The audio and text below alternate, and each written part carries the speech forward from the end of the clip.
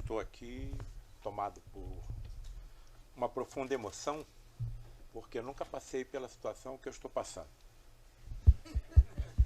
Já fiz apresentações em várias partes do mundo, nunca imaginei que a minha vida se tornasse o furacão que tornou, nunca pensei em ser escritor, mas me parece que eu estou dentro de algum planejamento. E esse planejamento tem por finalidade salvar a humanidade. Eu me considero como uma pedra de um quebra-cabeça que está sendo armada. Tenho absoluta certeza de que sou imortal, vou viver para sempre. Professora Ana, não abusando da sua bondade, que eu sei que é infinita, a senhora poderia me dar assim uma elucidação de como estará o seu conhecimento tecnológico e científico daqui a 1 milhão de anos? E daqui a 1 bilhão de anos? E daqui a 1 trilhão? É isso que vai acontecer com todos nós. Amigos, vocês estão olhando, sabe para quem? Para um Tomé moderno. Vem cá, Tomé. Bota o seu dedo aqui nas perfurações dos cravos que me pegaram na cruz. Tomé, coloca aqui a sua mão na perfuração da lança do Longinos, que atravessou meu tórax, e segundo os patologistas chegou até o coração. Aí ele acreditou. Então, se eu estou aqui hoje, é porque foram colocadas evidências inabaláveis diante de mim. E eu não sei por que sou eu que estou nessa história. Eu vejo colegas muito melhor preparados do que eu, e que se tivessem sido colocados no meu lugar, teriam ido muito mais longe do que eu fui. Bem, Ordem dos Advogados do Brasil, dia 18 de julho de 2023. Eu nunca mais vou me esquecer dessa data. Eu não estou vendo as telas laterais. Vocês estão vendo perfeitamente as imagens? Não há necessidade de nós apagarmos luzes? Muito bem. Eu tenho um neto de 4 anos que sempre me assessora nessa tecnologia. E ele hoje não veio aqui comigo, tá bem? Como é que vai para frente? Um dia desse eu estava escrevendo no computador, desapareceu tudo. Meu neto, por favor, você pode ajudar o vovô? Ele foi e botou tudo na tela novamente. Aí virou para mim e falou assim: vovô, como é que você vivia antes de eu nascer? Aperta onde para ir para frente. Tá. Aí está uma fotografia aérea do Lar de Frei Luiz, a instituição a qual pertenço. Lar de Frei Luiz, o maior centro espírita no Rio de Janeiro. E o maior centro espírita do Rio de Janeiro é comandado por uma entidade católica. Onde nitidamente fica claro que nós aqui nos dividimos em católicos, em protestantes, em espíritas, em umbandistas, em ateus, em judeus, porque por tal Deus que eu não entendo, só sei que ele existe, essas divisões não existem.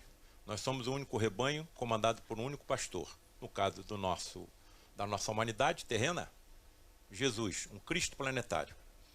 Um ser criado simples e ignorante como todos nós, que atingiu tamanha evolução em ciência, tecnologia, sabedoria, principalmente amor, que ele foi concedido pelo tal Deus.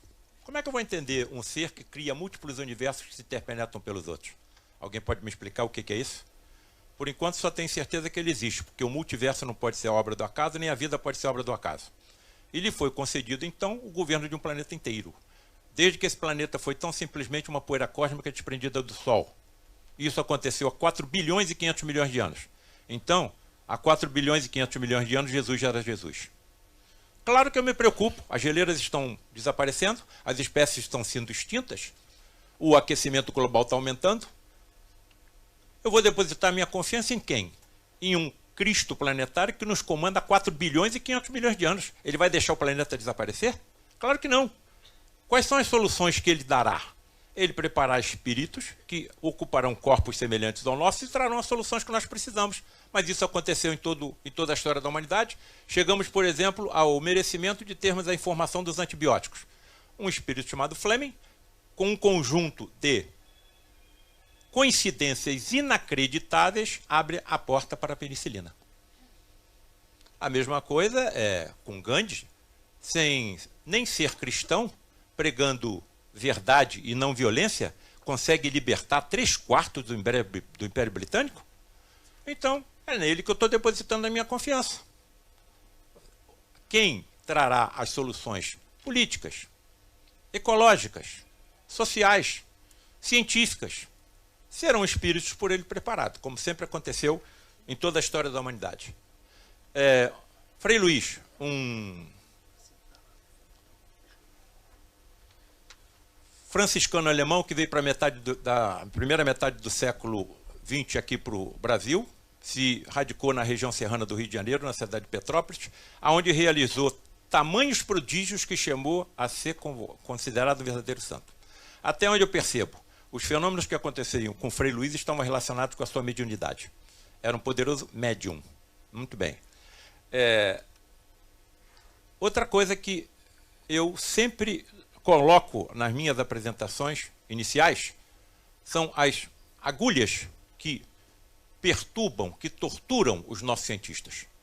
Por exemplo, se nós pegarmos o núcleo desse átomo que aí está e colocarmos do tamanho de uma ervilha, e colocarmos essa ervilha no centro do gramado do Maracanã, o primeiro elétron vai girar em torno do estádio. Então os físicos e os cientistas estão me dizendo que nós somos constituídos por espaços vazios. Eu sou constituído por 7 octilhões de átomos, 7 vezes 10 elevado a 27. Se eu eliminasse todos os espaços vazios desses 7 octilhões de átomos, restaria um resíduo na palma da minha mão, provavelmente alguma forma de energia. Muito bem. Se eu sou constituído por espaços vazios, onde é que estão os meus sentimentos? Onde é que está a minha ternura? Onde é que está a minha saudade? Onde é que está o meu amor? Nos neurônios? Nas secreções neurológicas? Claro que não. Tudo isso é constituído por espaços vazios. Então a ciência está sendo obrigatoriamente empurrada na direção de acreditar em alguma coisa além da matéria tangível. E nós acreditamos que existe, por isso estamos aqui reunidos, numa terça-feira à noite. Outro agulhamento que perturba os nossos cientistas são as chamadas complexidades irredutíveis. Eu sempre que falo em complexidade irredutível, coloco um desenho de um cartunista chamado Rubel Goldberg, a coqueluche da juventude americana na década de 30, na década de 40. Ele, com a sua genialidade, por exemplo, queria criticar os impostos americanos que eram extremamente altos. Ele não vai com uma trombeta para a rua, nem para a praça, nem para um jardim. Ele faz com que um contribuinte sente em cima de uma almofada de ar. Quando ele senta, um jato de ar é despejado na direção de uma bola de gás que se aproxima de uma vela. Evidentemente essa bola vai explodir ou vai estourar e vai espantar um cachorro que está amarrado numa gangorra, onde existe uma bola de bilhar. Todo mundo acompanhando, passo a passo. Complexidade irredutível. Essa bola de bilhar vai cair em cima de outra balança, onde estão na extremidade oposta os impostos americanos, que vão ser lançados ao ar, se chocam com o chuveiro, na haste oposta onde tem um regador, que despeja, então, a água sobre uma planta, em uma das quais, de suas folhas, está montada uma mão mecânica que rouba a carteira do contribuinte. Por que isso é considerado uma complexidade irredutível? Porque eu não posso tocar em um detalhe desse desenho, porque senão o objetivo não é alcançado. Eu não posso reduzir nada, mas, porém, todavia, contudo e entretanto, tudo que está acontecendo conosco agora são complexidades irredutíveis. Por que vocês estão me vendo? Porque os fótons da luz dessas lâmpadas estão se chocando com a superfície do meu corpo, estão indo na direção das suas retinas, é desencadeada, então, uma cascata de reações químicas que leva à formação da imagem no cérebro. Qual é a diferença das complexidades irredutíveis naturais que acontecem conosco e com a natureza em geral, com o desenho do Rubel Goldberg? O desenho do Rubel Goldberg tinha o quê? 8, 9, 10 etapas, enquanto tudo que está acontecendo conosco é constituído por milhares e milhares de etapas, das quais eu não posso tocar em um átomo ou uma partícula subatômica, porque senão o objetivo não é alcançado. A mesma coisa com o tato, a mesma coisa com a audição, a mesma coisa com a resposta anafilática, com a embriogênese, com a deglutição, com a digestão, tudo. E outra coisa, se você for para fora, as complexidades irredutíveis continuam. Nesse momento, corpos estão entrando no nosso sistema planetário, alguns direcionados ao nosso planeta, mas são atraídos pelos grandes campos gravitacionais de Júpiter, de Saturno, de Netuno. Então, tudo isso obedecendo a complexidades irredutíveis. Pergunta, isso pode ser obra do acaso? Estamos ou não estamos diante de um planejamento imaginável, inimaginável na nossa mente? Bem, toda vez que eu coloco essas condições de complexidade irredutíveis a classes eruditas, como aqui estão à minha frente, essa pergunta é fatal, obrigatória, sempre acontece. Bem, se nós estamos sobre um planejamento inteligente para a vida, por que é que nós adoecemos? Alguma coisa não está batendo. Que complexidades irredutíveis são essas, não casuais, que permitem que nós adoeçamos? Bem, me parece que eu estou, então, nessa encruzilhada. E essa encruzilhada está formada pelas religiões e pela ciência. As religiões estão me levando até a fronteira da morte. Estão me dando o comportamento adequado que eu devo ter. Eu não devo matar, eu não devo mentir, não devo prestar falso testemunho e tudo aquilo que nós sabemos. Mas nada. Olha, nós vamos continuar vivos depois do fenômeno da morte. As religiões pregam isso. Mas o que mais? Que espécie de corpo eu vou ter? Não sei. Vou necessitar de algum alimento? Não sei. Onde vou morar? Quem vai me sustentar? Eu vou trabalhar? Eu vou estudar? Crianças continuam crescendo? Idoso rejuvenesce? Cego volta a enxergar? Paralítico volta a andar? Nada. Então, me volto para a ciência. A maior parte dos pacientes que eu trato, que eu opero, são cancerosos. Quantos cancerosos eu operei ao longo de 50 anos? Em 2025 eu faço 50 anos de cirurgião. O canceroso para a ciência é um azarado. Eu tenho trilhões de células no meu corpo, 50 a 100 trilhões. O câncer começa em uma.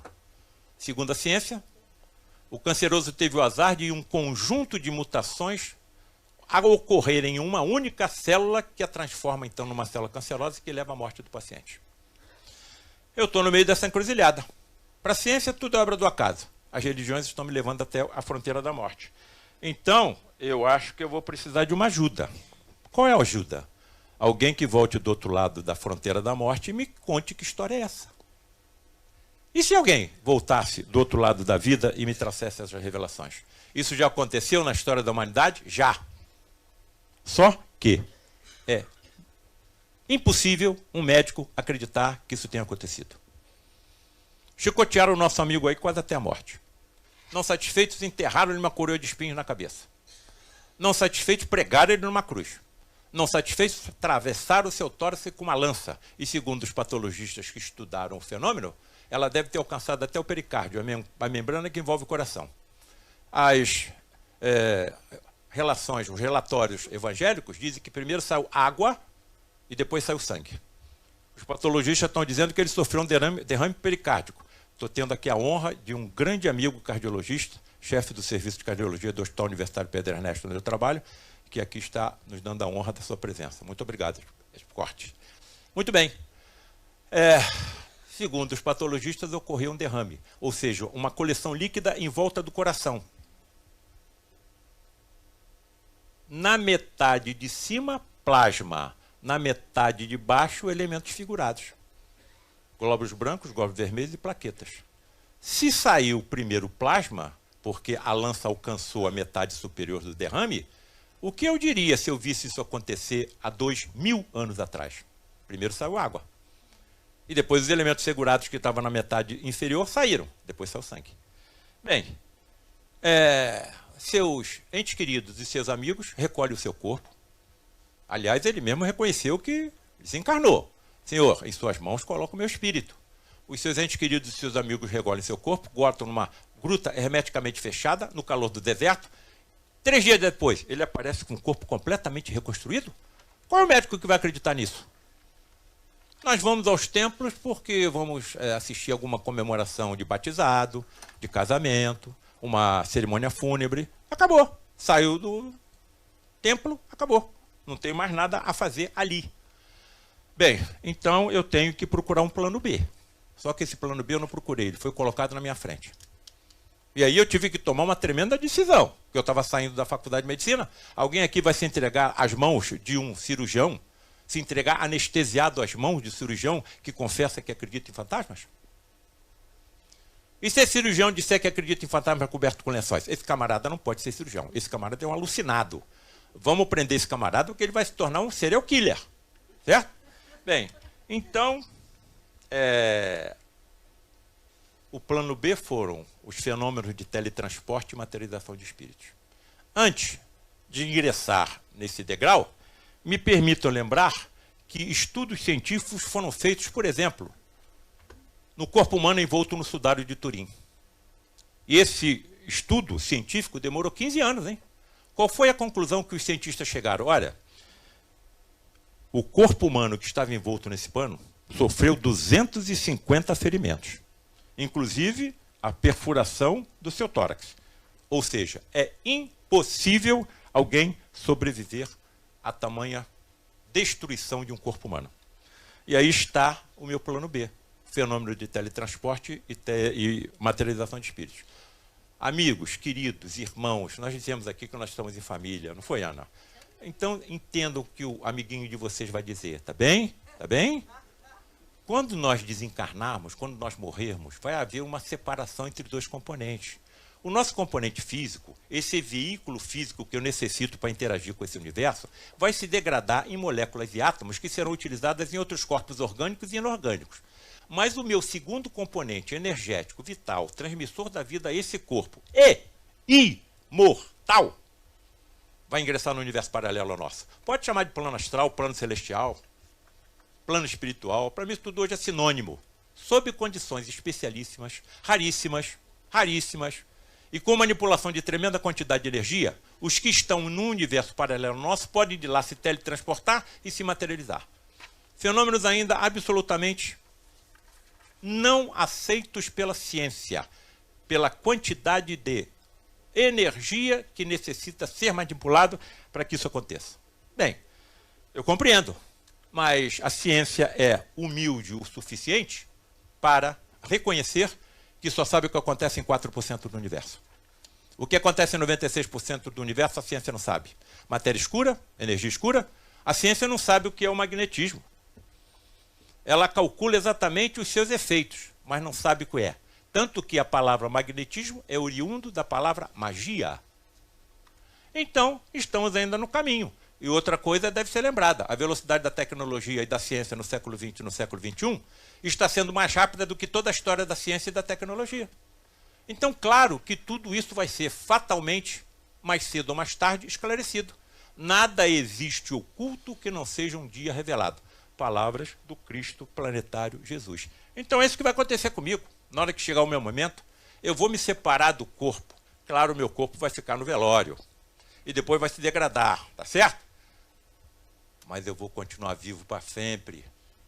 E sabe o que vai acontecer? Com um acúmulo cada vez maior de conhecimento tecnológico, evidentemente científico também, e embasado na sabedoria, vou praticar melhor o amor. E quanto melhor praticar o amor, mais feliz eu vou me sentir. A felicidade que um cirurgião sente em conseguir dar prolongamento a uma vida física de um corpo humano. Só nós sabemos o que nós sentimos. Eu tenho milhares de pacientes operados. Todos que correram bem, eu não lembro. Os que não correram bem, aí está a cruz do cirurgião. Eu me lembro da fisionomia, do nome da família. Aliás, aprendo mais com os pacientes que não correm bem com aqueles que correram. Essa é a minha cruz. E tem uma explicação para que eu esteja carregando essa cruz, já há quase 50 anos. Bem, já imaginaram nós passarmos para o outro lado e encontrarmos os nossos entes queridos que lá estão? Não é em sonho, não. Amigos, quem está escutando aqui pela primeira vez a palavra materialização de espíritos, saibam que, se tivesse um espírito materializado aqui, todo mundo ia ver. Se ele pegasse esse microfone e falasse alguma coisa, todo mundo ia ouvir. Se ele exalasse algum dor, todo mundo ia perceber. Ele está teletransportado e durante alguns momentos materializado aqui. Dois principais motivos são utilizados pelos mentores que nos acompanham como uma família universal para que tais fenômenos tão raros, tão difíceis, tão perigosos ocorram. Primeiro, atendimento a pacientes graves, que a nossa medicina pouco pode ajudar. Como o acaso não existe, cancerosos, a área que eu atuo, a área que eu mais atuo. Segundo, lampejos, clarões, relâmpagos lá no horizonte do que será a medicina mediúnica do futuro. Eu vou e volto. Eu quero ser médico de novo. Vou fazer prova e vou entrar na faculdade de medicina. Até onde eu estou percebendo, será recolhida células da minha mucosa bucal e será feito um escrutínio cuidadoso no meu ADN. Se nesse escrutínio cuidadoso for percebido que eu tenho uma genética propícia ao desenvolvimento dos dotes, dos sentidos mediúnicos, serei desenvolvido por profundos estudiosos do assunto que serão os professores das escolas de medicina do futuro. Paulo César, você fala com tanta firmeza, como é que você chegou a tanta firmeza? Vendo os fenômenos de teletransporte e materializações acontecerem. Então eu não tenho mais como voltar. A estrela de Belém, se fosse uma estrela que se tivesse aproximado da Terra, nós estaríamos aqui? Talvez um objeto não identificado, voador. Existe vida em todo o universo. Na casa do Pai existem muitas moradas. O Sermão da Montanha, o assassinato de Jesus na cruz, tudo isso aconteceu e precisa ser insistentemente relembrado. Só que eu, como médico, não posso ficar preso ao que aconteceu há 2000 anos. Eu quero entender como. Essa é o nosso denominador comum, a curiosidade científica. Todo médico quer saber como acontece. Como é que alguém pode se cuspir na terra e aplicar a lama no olho de um cego e ele voltar a enxergar? Como é que alguém pode impor as mãos em cima de um leproso e eliminar todas as suas chagas? Como é que ele pode fazer um paralítico andar? Ele teria que conhecer, obrigatoriamente, toda a estrutura do globo ocular, uma das mais complexas estruturas que a biologia conhece. Ele tinha que conhecer toda a estrutura óssea, muscular e nervosa de um corpo humano. Se isso ninguém conhecia há 2000 anos, onde foi que ele aprendeu? Mas que aprendeu, aprendeu. Aprendeu, segundo informações que nos chegam do outro lado, em sistemas planetários que nem existem mais. Nem existem mais. Daí a pergunta que eu fiz à Ana. Ana, como é que vai estar teu conhecimento daqui a 1 bilhão de anos? 1 trilhão. O nosso sistema planetário nem deverá existir. E quais são as missões que serão colocadas nos ombros da Ana? Isso não tem saída. Não adianta correr, não adianta fugir. Todos nós estamos condenados à perfeição. Tá bem? Não adianta que não vai fugir, tá bem? Agora, a velocidade de nós alcançarmos esse aperfeiçoamento vai depender de cada um de nós. Daquilo que eu faço em relação ao próximo, daquilo que eu faço em relação à natureza do planeta que eu habito, que eu tenho que ter muito cuidado. Porque na hora que eu prejudico a natureza do planeta que eu estou habitando, eu posso dificultar a vida daqueles que virão depois de mim. E atenção, não é a primeira vez que nós estamos aqui e nem vai ser a última. Então esse esquecimento é uma dádiva divina, porque graças a esse esquecimento nós podemos ser colocados como companheiros, como companheiras de inimigos de vidas passadas. Certo?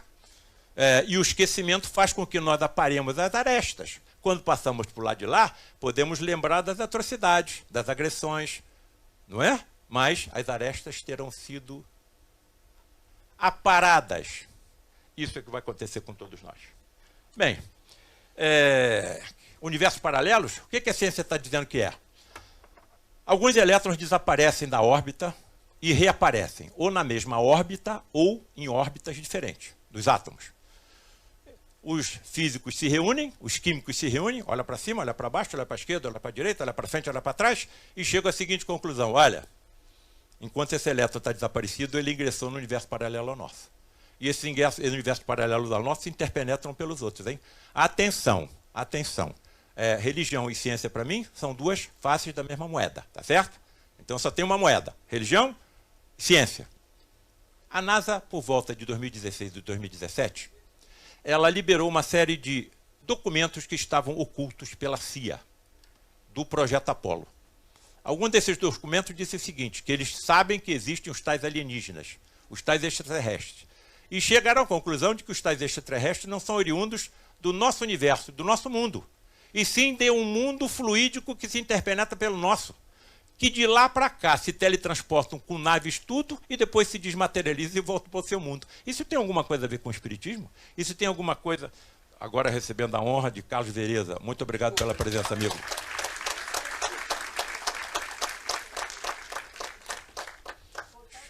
Chegou no lar de Frei Luís, há quase 40 anos atrás, após ter sofrido um acidente em uma das gravações da TV Globo. E quem o assistiu? Quem o recebeu? O amigo que aqui está.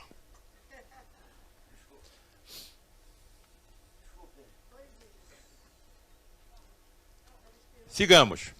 Então, a própria ciência está compreendendo, aceitando a existência de universos paralelos.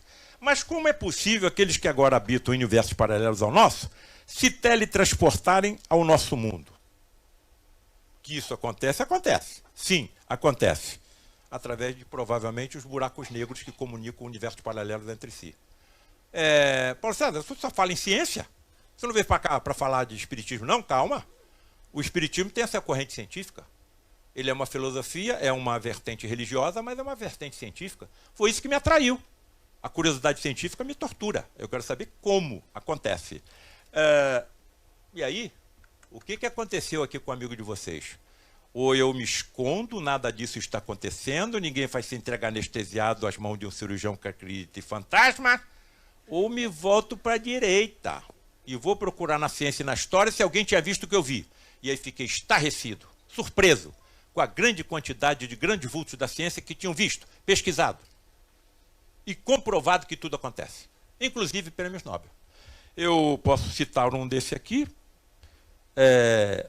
Camille Flammarion, lá em cima à direita, né, de barba, o maior astrônomo da França, até hoje cultuado pelos franceses. Eu posso citar Albert Wallace, elaborador da teoria da evolução junto com Charles Darwin. Bom, eu posso ir um pouquinho mais à frente e coloco aqui embaixo, aí, Carlos Vereza, Luiz da Rocha Lima, o maior homem que eu conheci na vida, presidente do Lar de Frei Luiz, quando lá cheguei, e você também. Bem, coloco 3 desses grupos. Se eu tivesse uma tela que pegasse toda essa estrutura, eu ia enchê-la de grandes nomes da ciência e da história que tinham visto tudo isso. Alex Carrel, Prêmio Nobel de Medicina de 1912 por ter descoberto as substâncias anticoagulantes. Graças ao trabalho desse homem, milhares de vidas estão sendo salvas nesse momento, porque pode haver transplante, pode haver transfusão sanguínea. Charles Richer, Prêmio Nobel de Medicina de 1913 por ter descoberto a resposta anafilática. Graças ao trabalho desse homem, milhares de vidas estão sendo salvas neste momento. William Crookes, um dos maiores físicos da história, descobridor dos raios catódicos, do elemento radiante da matéria, do elemento talho, e vai por aí afora. E, como eu estou na OAB, Ordem dos Advogados do Brasil, me permitam também citar o nome de César Lombroso, pai da medicina judicial ou forense. César Lombroso se deparou até mesmo com o espírito da sua mãe desencarnada materializada. Então eu não estou sozinho. Então por que eu vou parar de estudar se tais fenômenos estão sendo colocados à minha frente? Bom, qual é o denominador comum desses homens? Estudaram, pesquisaram, testemunharam, indivíduos denominados pelo espiritismo ou pelo espiritualismo como médiuns ou sensitivos de efeitos físicos. Indivíduos que desmaiam, entram em sono profundo, provavelmente pela produção de grande quantidade de melatonina, o hormônio produzido pela epífise, que é o hormônio do sono. E quando estão nesse estado sonambúlico, desmaiados, começam a expelir pelos orifícios naturais do corpo um fluido de altíssima energia pertencente ou presente em todo ser vivo, seja ele animal, hominal ou vegetal, e que foi denominado por Charles Richer como ectoplasma. Então essa energia está em todos nós. Mas a ciência ainda não alcançou. Mas claro, e qual é o problema? Ela não sabe o que acontece em 96% no universo? É só questão de tempo, vai alcançar. E enquanto estão nesse estado, emitindo essa energia, aí está a força que permite o teletransporte e a materialização de espíritos durante alguns momentos. Evidentemente, toda essa energia está sendo controlada por inteligências que fogem à minha compreensão. Mas que acontece, acontece. Me parece que eu posso estar ainda no empirismo, que eu vou tocar mais à frente. Para que fique bem claro para quem está escutando pela primeira vez essa palavra, a materialização é um fenômeno promovido por inteligências extrafísicas, pode chamar de alma, espírito, ser extrafísico, ultrafísico, para mim tudo é sinônimo. Às custas do fluido ectoplasmático dotado de altíssima energia e presente em todo ser vivo, e que culminam na corporificação de espíritos desencarnados neste universo. Olha aí, atenção, hein? Essa energia é sensível ao próprio pensamento, tá bem? Porque o pensamento também é energia, pensamento tem átomo. E as senhoras e as senhoritas que me honram com a presença aqui hoje, saibam que não existe força mais poderosa no universo depois de Deus do que a prece da mãe pelos filhos. Jamais esqueçam dessa data. Quais as condições ideais? Presença de um médium de efeitos físicos. Presença de uma seleta assistência ao médium devidamente conscientes e preparada. Cara, eu não posso entrar numa reunião dessa pensando nas contas que eu tenho que pagar amanhã. Eu não posso entrar numa reunião dessa pensando no aborrecimento que eu tive no meu lar ontem, no meu ambiente de trabalho durante a semana, na festa que eu posso ir, que eu tenho que ir hoje à noite. Não vá. Atenção, nós estamos habitando um planeta que está no 2º degrau da evolução planetária universal, ou seja, um planeta de provas e expiações. rodeados por inteligências que não têm a mínima a intenção que essas verdades cheguem à nossa humanidade. Não tem a mínima intenção. Vocês vão entender por que mais à frente. Bem, então, se eu quebro a harmonia energética de uma reunião dessa, eu posso permitir que eles utilizem essa energia para o mal. Atenção!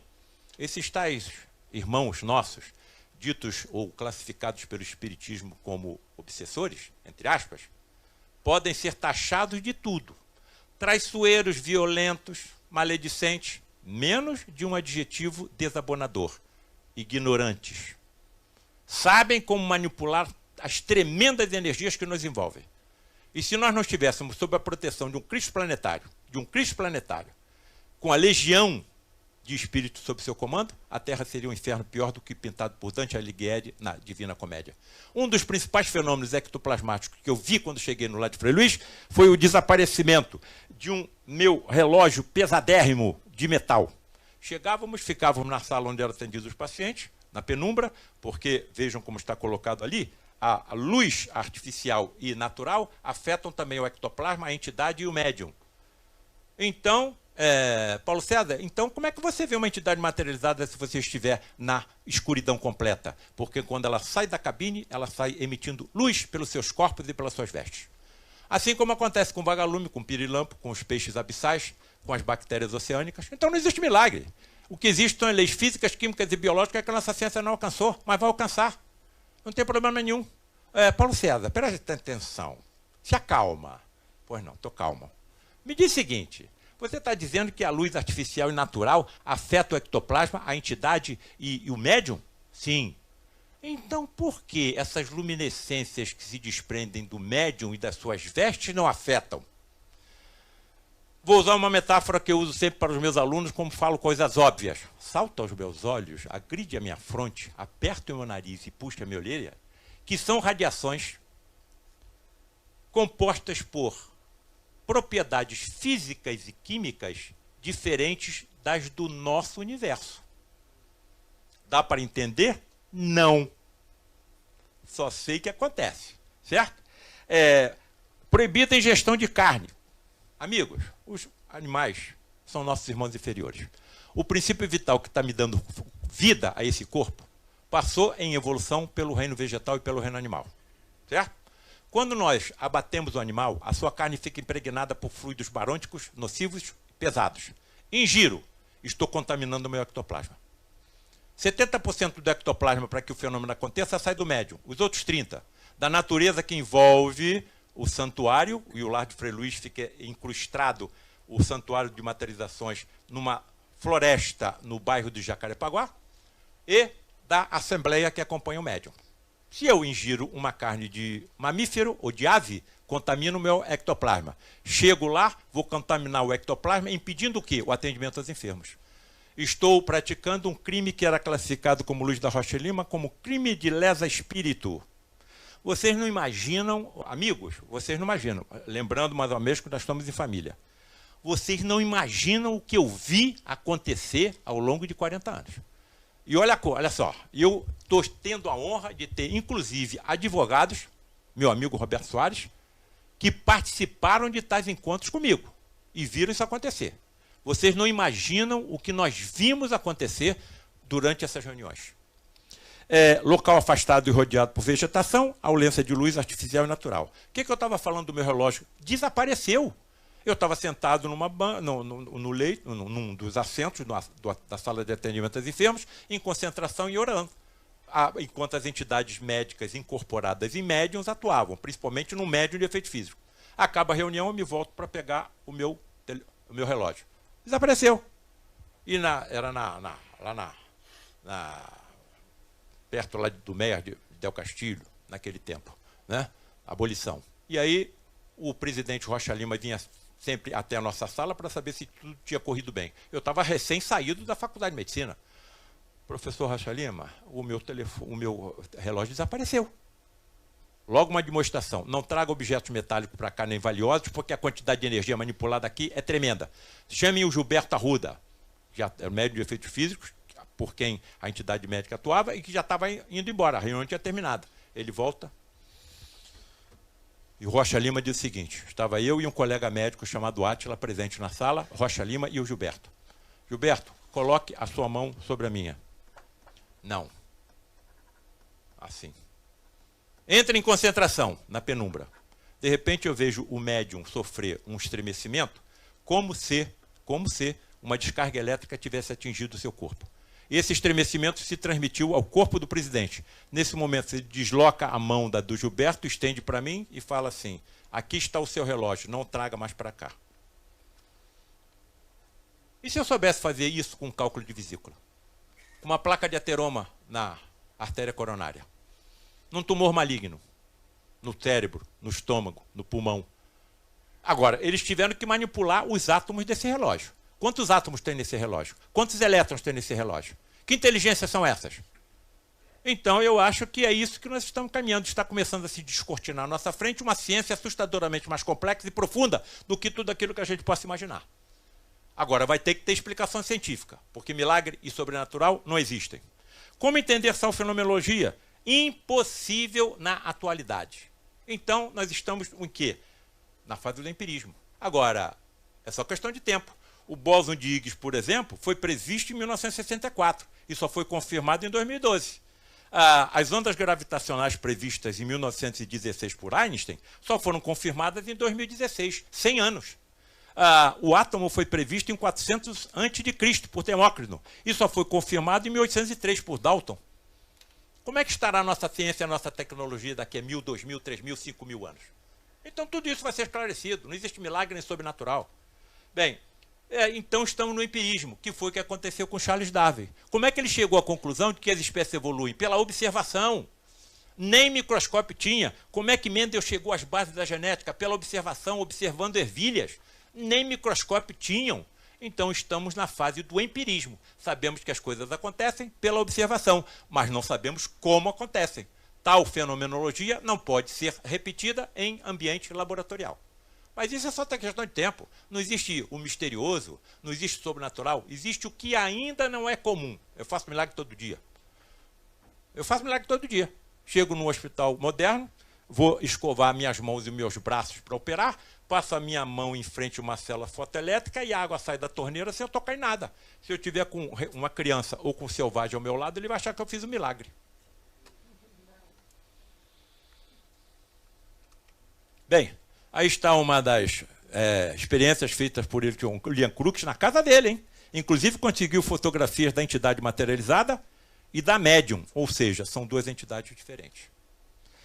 E começa a ter, assim, explicações racionais e lógicas para fenômenos acontecidos e descritos nas páginas do Evangelho. Por exemplo, o aparecimento de Moisés e Elias ao lado de Jesus. Cara, Moisés já tinha morrido há mais de 1.500 anos, Elias há mais de 800. E aparece os dois no Monte Tabor, ao lado de Jesus. Ó, presta atenção nessa imagem, hein? Olha a pergunta que eu vou fazer para vocês. Estão vendo os 3 discípulos que acompanharam ele aqui na frente? Algum presente aqui, diante dessa imagem, dessa cena, conseguiria dormir?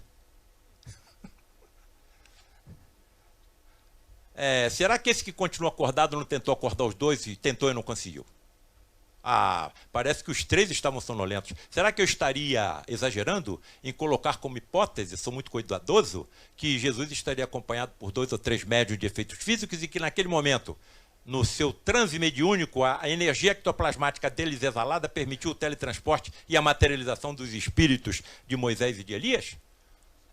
Anjos com vestes resplandecentes à porta de túmulo de Jesus?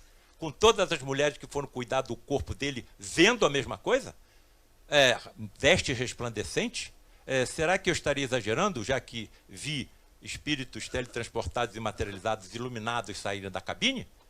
Onde está o médium em transe? Então, o que elas viram foram 2 espíritos teletransportados e materializados? Que médico vai acreditar nisso? Agora, tentem para a imagem que vai ser colocada. Um médium de efeitos físicos, Gilberto Arruda, com uma entidade médica nele encarnada, entendam a encarnação mediúnica como superior à incorporação. Quando a entidade está encarnada no médium, o médium nada percebe, depois nada se lembra. Inclusive fala línguas desconhecidas do médium pelo fenômeno da xenoglossia. Olhem para o nariz e a boca desse médium. Estão vendo alguma coisa branca sendo expelida pelo nariz e pela boca? E se isso tivesse acontecido há 2000 anos atrás? Cara, o que está saindo da boca de Gilberto é um ectoplasma. E se eu tivesse conhecimento científico que me permitisse teletransportar células do envoltório do espírito, chamado pelas correntes espíritas como perispírito, e pela ciência como campo morfogenéticos? Porque para cada célula do meu corpo físico, existe uma célula no meu componente extrafísico, no revestimento. E se eu tivesse conhecimento científico que me permitisse teletransportar as células desse envoltório para o olho de um cego, eu ia fazer ele enxergar. Agora, eu preciso conhecer completamente toda a bioquímica de cada célula de um corpo humano. E atenção, eu tinha um professor de biologia que me disse, se eu me dedicasse a estudar a membrana celular, só a membrana celular, ficaria a vida inteira estudando, ia morrer e o meu estudo não ia terminar. Vejam a complexidade do organismo que nós estamos habitando. Qual a energia necessária à materialização de um corpo humano, então, de 80 quilos?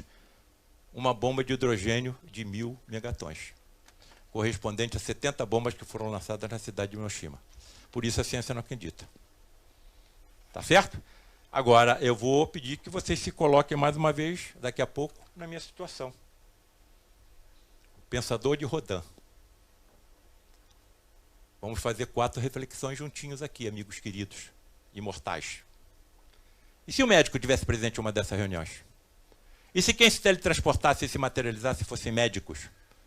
E se fosse diálogos entre você e esses médicos que teletransportados e materializados? E se tais diálogos se prolongassem por 40 anos? Pois foi exatamente o que aconteceu comigo. Como é que eu vou voltar? Por que eu estou aqui? Para falar em fantasia? Falar em mentiras? Não.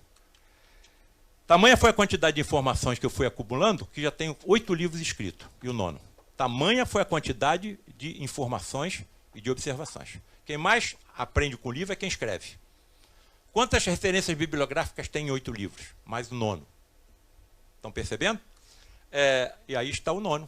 Medicina e Ectoplasmia, a ser lançada no dia 20 de agosto, domingo, 10 horas da manhã, do lado de Frei Luís. E isso virou a minha vida pelo avesso. Eu estou sendo levado para o mundo todo para falar, inclusive em faculdade de medicina. Inclusive em faculdade de medicina. Olha aí como é que está a minha vida. Se eu não tivesse escrito nada, ninguém saberia que eu existo, eu não estaria aqui. Então deve estar algum planejamento por trás dessa história. Tá certo? Nós somos imortais, vamos e voltamos. Onde é que eu vou voltar na próxima? Na Ucrânia? Na Rússia? Vamos voltar em algum país islâmico onde elas são consideradas seres inferiores? O que acontecerá com os pioneiros que levarão essas verdades a esses países? Serão trucidados, queimados, crucificados, torturados, decapitados. Mas isso já aconteceu no passado. Com quem? Com os primeiros cristãos. E o cristianismo já tem 2000 anos. É a principal corrente religiosa do planeta. O espiritismo tem 165 anos. Como estará o espiritismo daqui a 2000 anos? Principalmente com o embasamento científico, que eu estou dando algumas amostras àqueles que estão aqui me honrando com a presença. Aí está o santuário de materializações do Lar de Frei Luís. Está vendo essa seta ali? Olha a quantidade de árvores que rodeiam o santuário. O principal médium vidente do Lar de Frei Luís durante 50 anos era meu pai. Roberto conheceu, Vereza conheceu. Quando nós subíamos para as reuniões, meu pai, pela vidência, ia vendo biólogos, técnicos, recolhendo energia das folhas, dos troncos, das raízes, das flores, dos animais e carreando lá para o santuário. Vou levar vocês para dentro do santuário comigo, tá bem? Estão reconhecendo o amigo de vocês aí? Tá? Estamos subindo, tá bom? Entramos. A luz que menos afeta o ectoplasma é vermelha. Então nós vamos nos acomodar no santuário de materializações sob luz vermelha. Tá certo? Bom, evidentemente, depois que estiver todo mundo acomodado, as luzes vão se apagar e nós vamos entrar em oração. Atrás de mim estão as 2 cabines onde ficam os médios, em transe mediúnico. À minha esquerda estão 4 leitos. E à minha direita, um 5º leito dentro de uma cabine de acrílico. Nessa cabeceira desse leito, na cabine de acrílico, à minha direita, eu fiquei sentado durante 40 anos. Vamos apagar as luzes, vamos entrar em oração. Daqui a pouco relâmpagos começam a surgir de dentro da cabine. Atenção, hein? Funcionam como esterilizadores da atmosfera da sala, impedindo assim a infecção das cirurgias hiperfísicas que eu vi acontecer em centenas de vezes. O que os clarões estão falando? A carne de peixe é permitida na ingestão das 72 horas que antecede a reunião. E a carne de peixe é rica em compostos fosforados. Outra coisa, o cardume tem um envoltório coletivo. Quando eu tiro uma unidade, tem um sofrimento muito menor do que acontece com o boi, com a vaca, com o porco, com a ave. Esses compostos fosforados da carne de peixe podem ser utilizados nos clarões, funcionando como esterilizadores. E atenção, utilizam também o ozônio. O oxigênio que nós estamos respirando tem 2 átomos, o ozônio tem 3.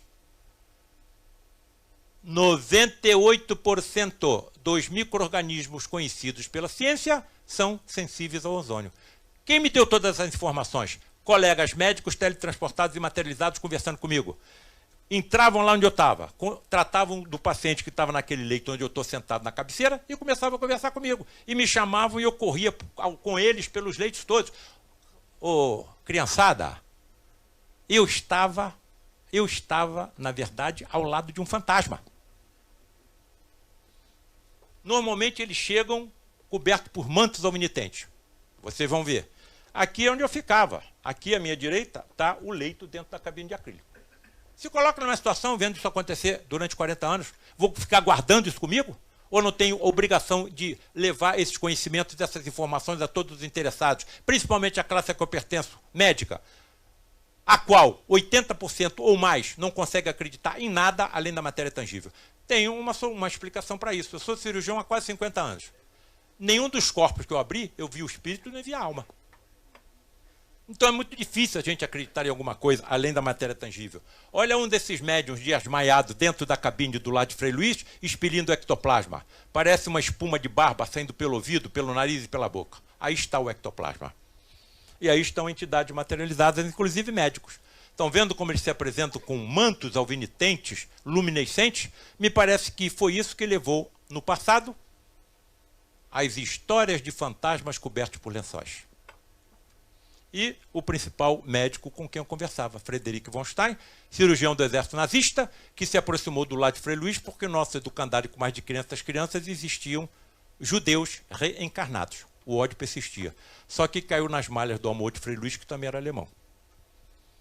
Cirurgias hiperfísicas. A entidade não está materializada, está encarnada no médium. Estão percebendo o sangramento? Estão percebendo a extração de uma peça cirúrgica para um colega que aqui está, no baixo de braço? Frederic, como é possível? Você diz que tem visão microscópica e ultramicroscópica. Por que tem que sangrar? Você não pode poupar os capilares? Posso. Então por que tem que sangrar? Para que aumente a fé do doente e a sua. Tamanha foi a quantidade, que aí está. Face oculta da medicina, traduzida para o inglês, traduzida para o alemão, terra de Frei Luís, traduzida para o espanhol, traduzida para o francês, sendo traduzida para o italiano, seja lá o que Deus quiser. Diálogos entre um médico encarnado e outro desencarnado, que é o que é colocado nesse livro. Frederic, como correlacionar a existência de Deus com as doenças da infância? Sabe por que eu fiz a pergunta a ele? Porque andando pelo corredor do centro cirúrgico do Hospital Universitário Pedro Ernesto, me deparo com um ex-aluno que vai realizar uma cirurgia. E eu pergunto, o que você vai operar? Vamos lá que eu te mostro o que eu vou operar. Uma criança de 6 meses apresentando um tumor maligno no pescoço. E quando se fez a tomografia da mãe, o tumor já estava no ventre materno. Cadê o tal Deus? Cadê o ser infinitamente perfeito em tudo? Está distraído? Está passeando? Está dormindo? Estão percebendo o que afasta as classes eruditas dos templos? Faça uma pergunta dessa a um líder de alguma religião que não aceite a reencarnação. O que ele vai responder? Paulo César, entenda os tumores como aspiradores das impurezas do espírito, tudo se esclarecerá. Mas se a criança não nasceu, como é que as impurezas foram para lá? Em vidas passadas. Não tem saída, cara. Tem uma lei de ação e reação. Você fez, causou o sofrimento do próximo, isso fica grafado no teu perispírito, no componente envoltório do espírito. E muitas vezes você necessita de corpos físicos no futuro que funcionem através das doenças como aspiradores e corretivos das deformações que você causou. Então, nós, como médicos, estamos tratando uma grande quantidade de doenças somente nos efeitos. Não sabemos as causas. Perspectivas futuras para o fenômeno do ectoplasma. Medicina, justiça, engenharia, e vai por aí afora. Paulo César, justiça, então quer dizer, a justiça entra nessa história também? Eu acredito que sim. Eu estou falando na OAB. Eu tenho que levar isso também em consideração. Olha o que aconteceu no passado. Essas irmãs Fox, crianças ainda, eram médicos de efeitos físicos. Foram morar em uma casa onde um mascate tinha sido assassinado pela família que morava antes delas ali. E o corpo dele foi todo recortado e enterrado em covas diferentes. Através de ruídos, conseguiram organizar um código Morse primário. E através das pancadas, uma pancada sim, duas pancadas não e assim por diante, o mascate conseguiu mostrar aonde estavam as suas partes recortadas pelos seus assassinos. Será que a justiça no futuro vai utilizar a energia ectoplasmática no esclarecimento de crimes? Interrompeu.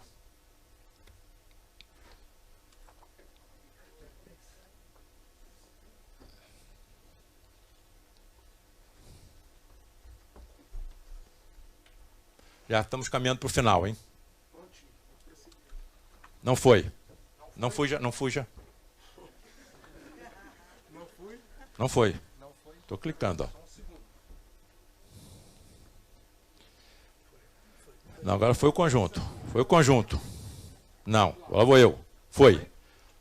Uma médium inglesa chamada Ellen Duncan, durante a Segunda Guerra Mundial. Atenção, senhores advogados, promotores e juízes. Olha o que aconteceu no passado, hein? Uma entidade masculina materializada através de uma médium feminina.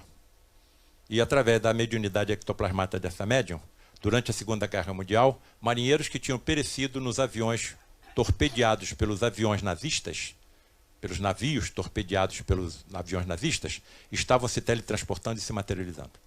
E o governo britânico estava escondendo isso do povo britânico, muito sacrificado pelos bombardeios dos aviões alemães. Quando souberam disso, organizaram um grupo de policiais, entraram dentro da reunião em que isso estava acontecendo e tentaram prender a entidade. Simplesmente ela se desmaterializou na mão dos policiais e o ectoplasma voltou violentamente na direção da médium. E ela acordou vomitando sangue e quase desencarnou. É uma pergunta agora fatal. Uma pergunta fatal. Paulo César, então quer dizer, marinheiros que morreram...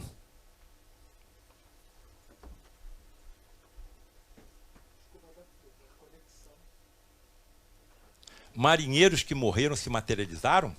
Sim. Paulo César, então, alguém que tenha sido assassinado nos tribunais do futuro poderá se materializar e revelar tudo o que aconteceu? Sim. Não tem como negar. Tá? Frederic, qual a razão espiritual para a síndrome de Larsen? Atenção, existem duas justiças, hein? A justiça do homem e uma justiça divina. Atenção. Síndrome de Larsen, sabe por que eu fiz essa pergunta para o Frederic? Porque entrou uma jovem de 33 anos numa cadeira de rodas empurrada pela mãe. Edemaciada e toda deformada nas articulações, no ombro, no cotovelo, no punho, no joelho, no tornozelo, na coluna. E aí o Frederic se aproximou de mim e falou assim, Paulo César, veja o que nós fazíamos na Inquisição. Nós, Frederico? Sim. Essa jovem era uma das nossas cúmplices na manipulação dos instrumentos de tortura da Inquisição. Me aproximei da mãe. Como é o nome da doença da sua filha? Síndrome de Larsen. Nunca ouvi. Cheguei em casa, abri o computador e vou saber o que é. Doença genética. Não tem cura. Trata, mas não tem cura. Joseph Larsen. Aí descreveu. Daí o nome. Síndrome de Larsen. Afeta 1 em cada 100 mil indivíduos. Uma doença rara. Mutação genética única. Em um único gene, hein? FNLB. No cromossomo AB. Que produz uma proteína chamada filamina B. Onde é que entra essa proteína? Na conjugação das articulações do feto. Se o cromossoma está errado, a filamina B está errada e as articulações também vão estar erradas. O que é que vai acontecer? Luxações. As articulações se soltam sem trauma. Aí está o resultado. Solta o cotovelo, solta a coluna, solta os dedos, solta o joelho e vai por aí afora. Aí está a síndrome de Larsen. Percebam que as lesões são exatamente nas articulações. Se eu tivesse diante de uma plateia de alunos, acabou a aula. Doença incurável, genética, trata, mas não tem cura, acabou. mas eu estou diante de uma plateia espiritualizada, então eu vou dar um passo à frente. Vou mostrar algumas das lesões causadas pelos instrumentos de tortura da Inquisição.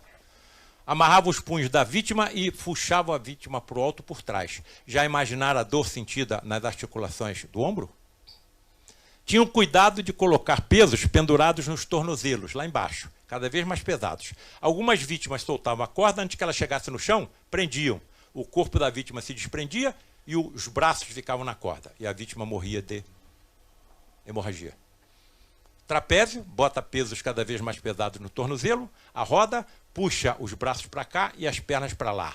Estarrecido, eu percebi que as lesões causadas pela síndrome de Larsen eram exatamente iguais às causadas pelos instrumentos de tortura da Inquisição.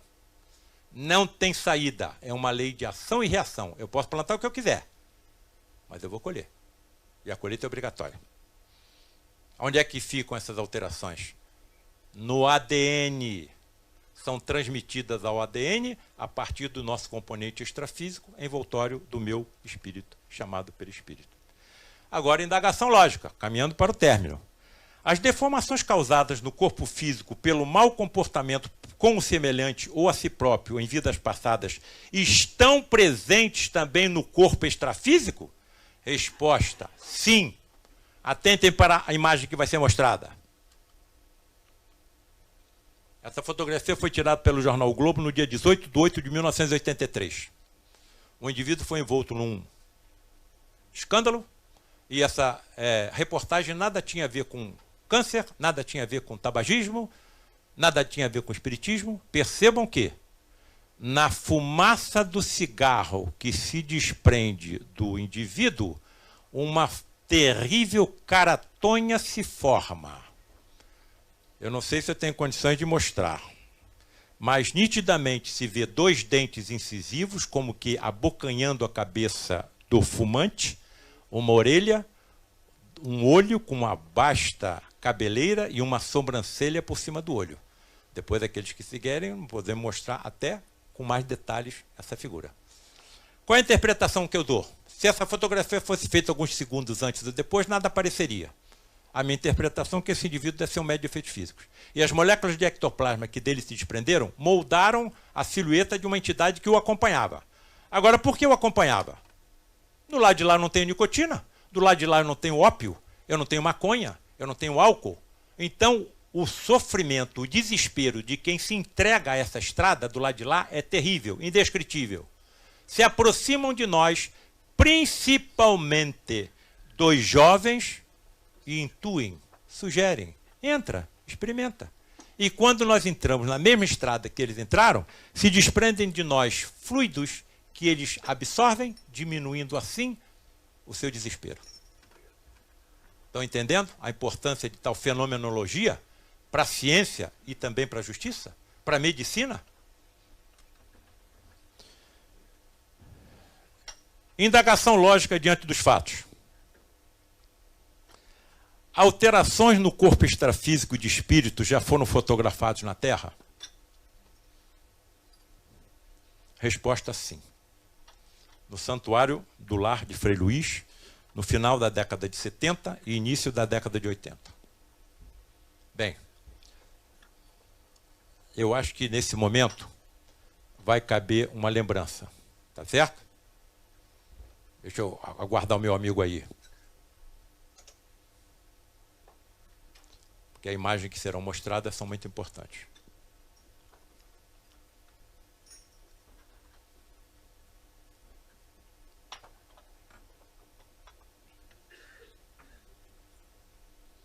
Posso ir?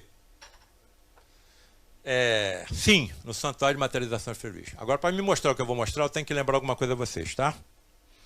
Estão me reconhecendo aí, eu quero que eu tire a máscara.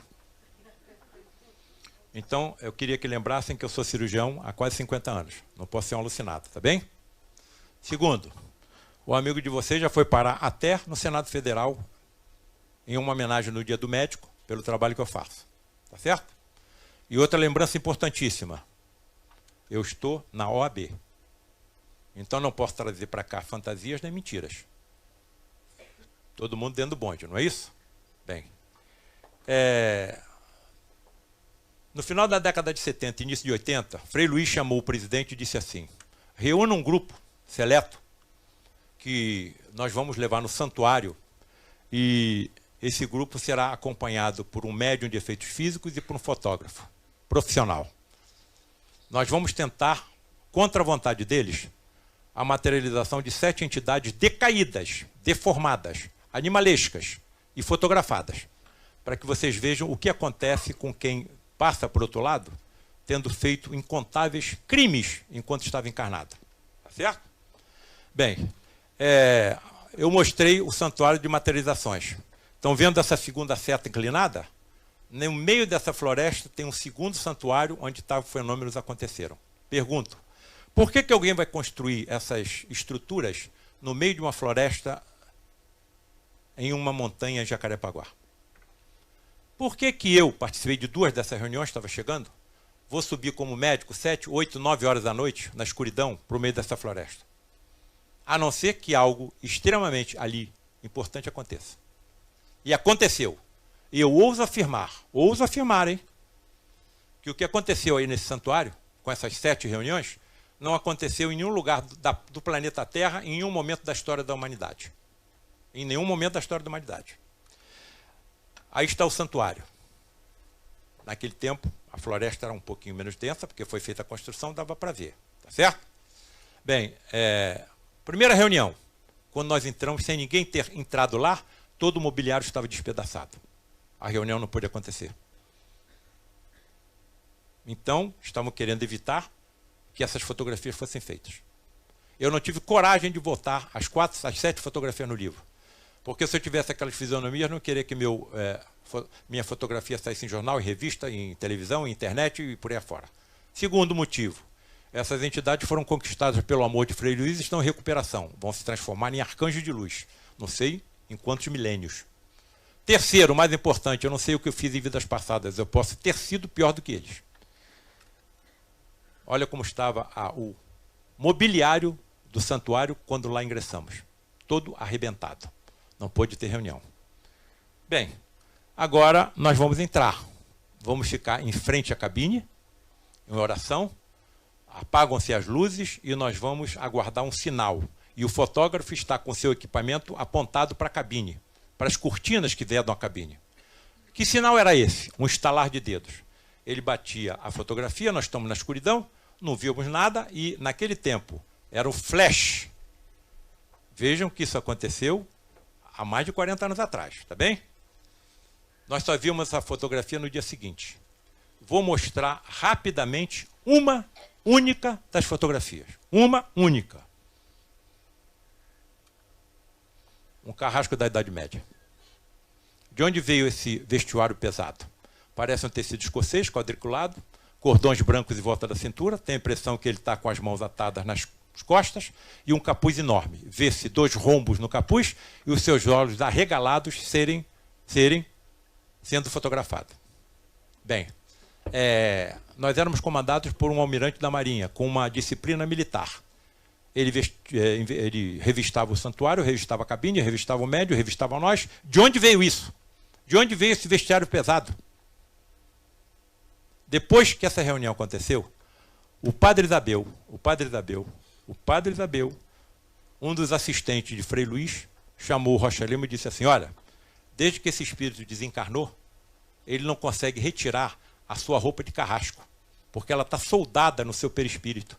E nós não podemos fazer com que ele reencarne e pelo menos tenha algum alívio do remorso pelo esquecimento, como acontece conosco. Bem, se ele foi um carrasco da Idade Média, está padecendo assim há séculos. Quantas cabeças ele decepou? Atentem para a imagem que eu vou mostrar agora. Se soubessem o que os aguarda estariam fazendo, o que estão fazendo, estão percebendo a importância de tais encontros, como estão tendo hoje. Agora, você tem outras formas de você decepar cabeças. Sabe qual é? Parou de novo. Isso era natural que acontecesse. Eu tinha certeza que isso ia acontecer. Cadê o meu neto? Cadê o rapaz? Olha como ele cresceu. Cresceu. Eu tinha certeza que isso ia acontecer. Essa interferência eu tinha certeza que ia acontecer.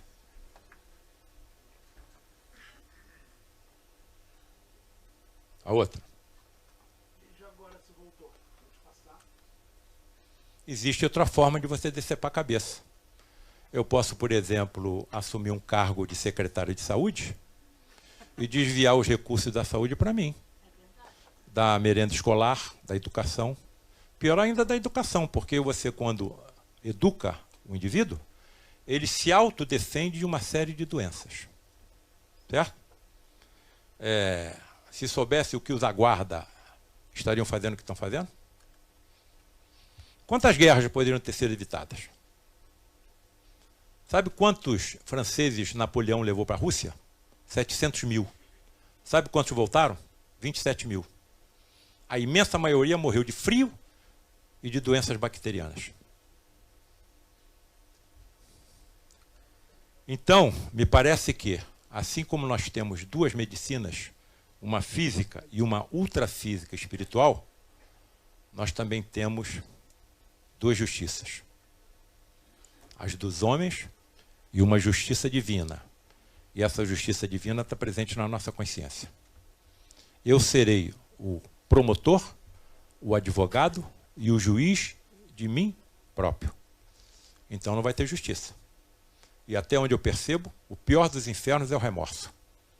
O pior dos infernos é o remorso. Então lembremos que nós temos um guia, modelo, para toda a humanidade. Que quando estivermos em dúvida do que devemos fazer, nos coloquemos no lugar dele. Se fosse Jesus que estivesse no meu lugar, o que ele faria nesse momento? E termino com essa imagem de Maria. E com a permissão da mesa, permitam que eu termine essa apresentação com uma ligeiríssima prece. Ave Maria, Senhora do Amor, que ampara e redime. Ai do mundo se não fora a vossa missão sublime. Cheia de graça e bondade. É por vós que conhecemos a eterna revelação da vida nos seus dons mais supremos.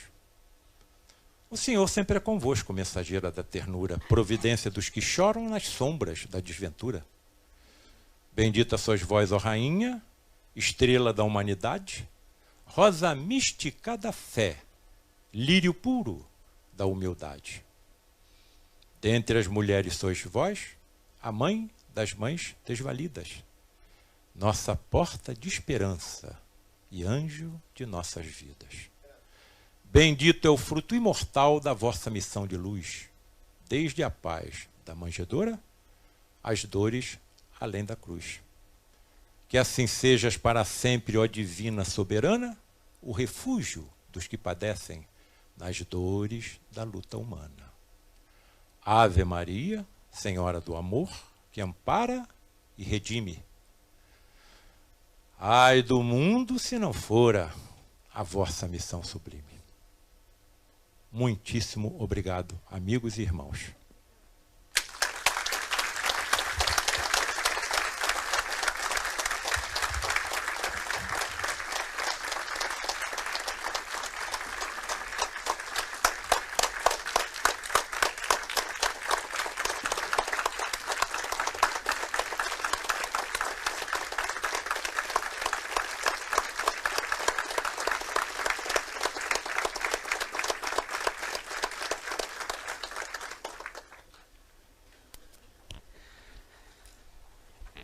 Depois dessa